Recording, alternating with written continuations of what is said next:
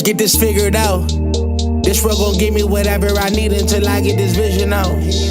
Then they gon' pay me whatever I ask, cause I got it figured out. Family be checking all up on a nigga to see how I'm feeling now. Damn, they love to see a nigga really make a killing now. I put a lock on the game and I hide the code and the keys. I am not playing no games, I really play this shit for keeps. That shit for me.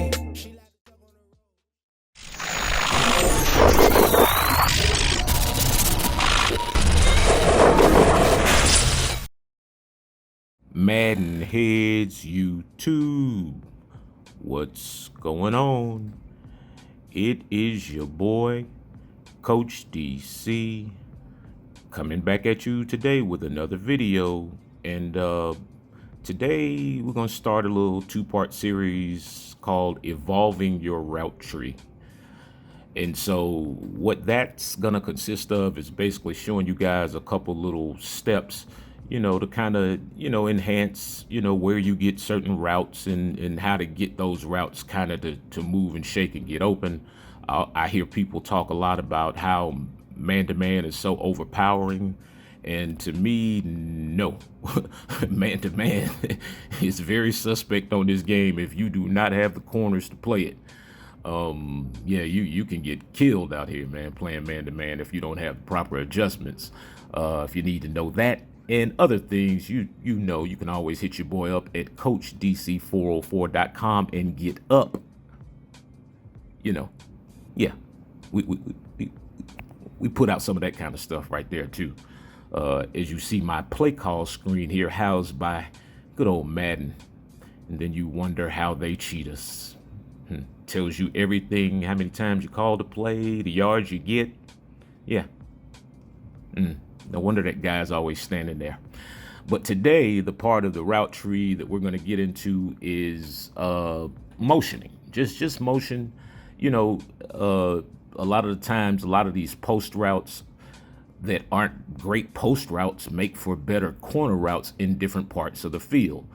One thing about corner routes that you may or may not know, as you watch me get up, is that if you can get a corner route as the last receiver on the outside, it's a much more effective route.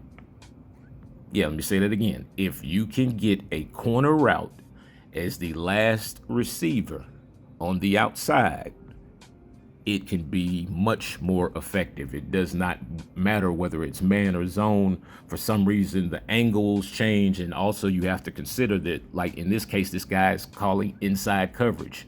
So when it comes to inside, man, that is the days it lets me play as a user. Yeah, you see that little blink there? That's EA warning me. Do it again, it's gonna be a pick. I need to stop. All right, so as you see here, you take the tight end who's on a corner route, motion him over, he becomes a post, run something underneath it, and fill the void. A lot of these defenses that people call on this game are not catered to stopping routes that somehow wind up on the numbers. Most defenses, the route adjustments are outside. So even if they're in that man-to-man stuff, oh Lord, I'm sorry. Is his name blocked? Yeah. All right. Same situation right here. It's just a combination of routes. And so just that motion of him going from a corner route, motioning him to the other side, because the route sticks as a corner route, but when you motion it to the other side, it becomes a post. So now if you can stretch the defense vertically on that side and also have run something underneath, that void right there, the little in-between yards, as I call them, right there, right outside the numbers, I mean, like intermediate, maybe 20, a few yards like that. Even when they drop those guys in those deep purple zones and soft squats at 25 yards, if that last receiver on the line is an outside breaking route, he can still get over those. Yeah. So in any situation, even when they drop back, you have to understand that the deep blues, any of the deep blues, the on top blues, the boundary blues, deep thirds, whatever, what have you, quarters.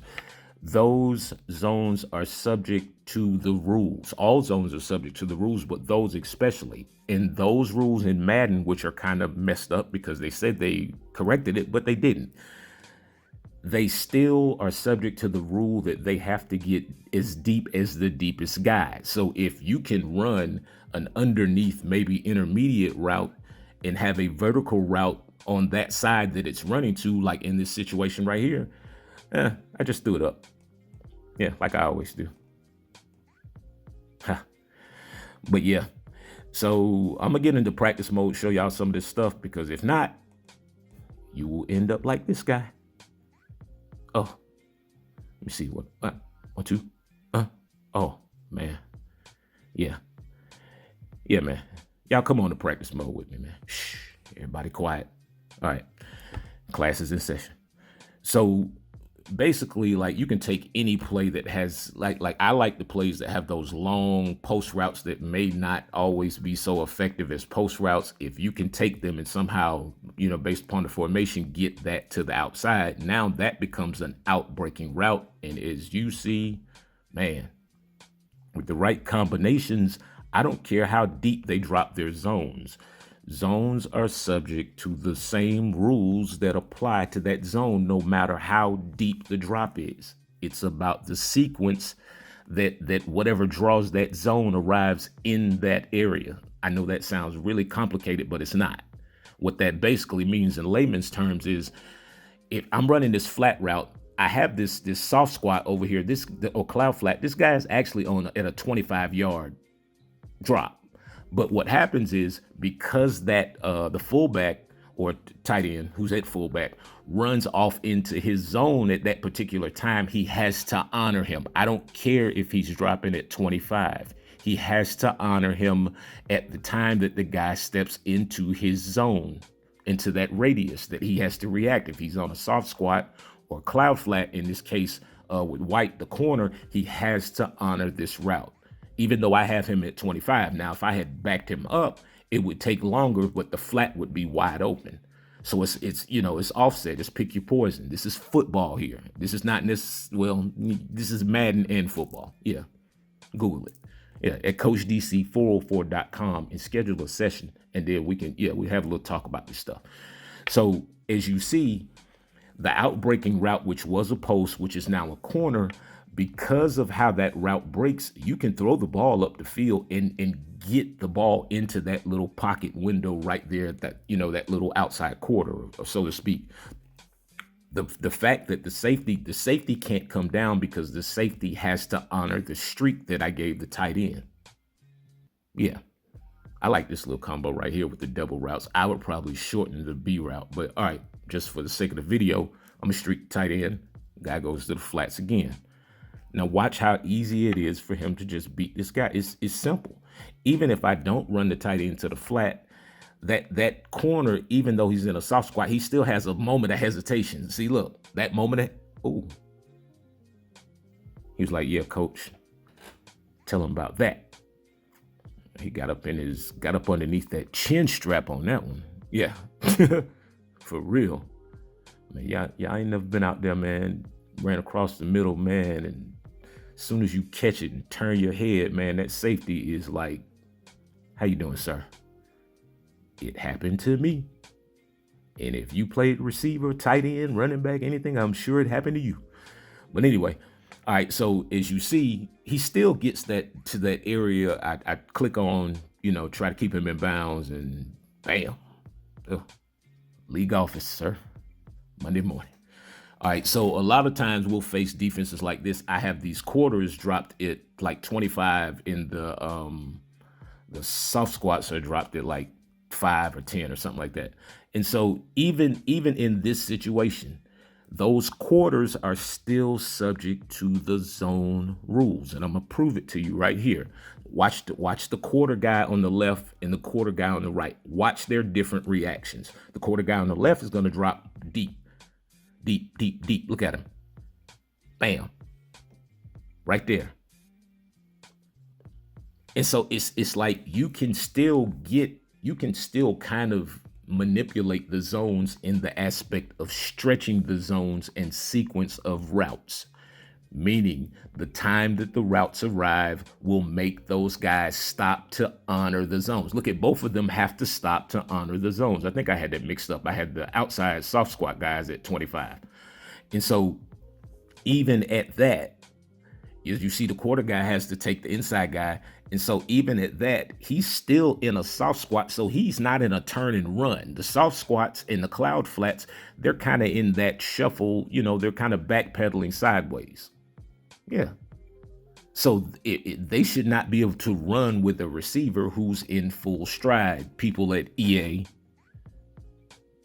as that guy makes up that ground, like, whenever the random stuff occurs. But we won't go into that today. Yes, we will.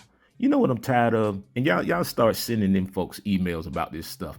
Have any of y'all experienced the thing where you can switch to a guy defensively, but you can't adjust, you can't move him before the snap? Yeah. It's happening to me way too much now in important situations. Yeah. And I've seen another YouTube guy actually talk about it before. So I know it's not just me it's happening to. It's like you can't adjust your guys just for a little period of time until they snap the ball. And once they snap the ball, it's like everybody's out of position. But anyway, look at the deep drops here. 25, same thing. I think this is the cover 3. And so white boundary corner is going to drop deep because he has to get as deep as the deepest guy. But watch the safety. The safety honors the guy in his zone first, which was the tight end. And that gives way to the outside. You see, white still has his back turned because he's also honoring the deepest guy. Outbreaking route, which was a post, now a corner. Drop it in the bucket. CoachDC404.com. I'm out.